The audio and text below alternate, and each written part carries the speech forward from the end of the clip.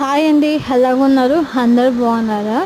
నేను మీషోలోని air accessory ఒకటి ఆన్లైన్లో ఆర్డర్ పెట్టాను. 185 రూపీస్ పడ్డది. అది కాస్ట్. మాకు ఫంక్షన్ ఉంది, అందుకు ఎయిర్ యాక్సెస్ కావాలంటే ఆన్లైన్లో పెట్టాను. రెండు కాంబైన్లోని 185 రూపీస్.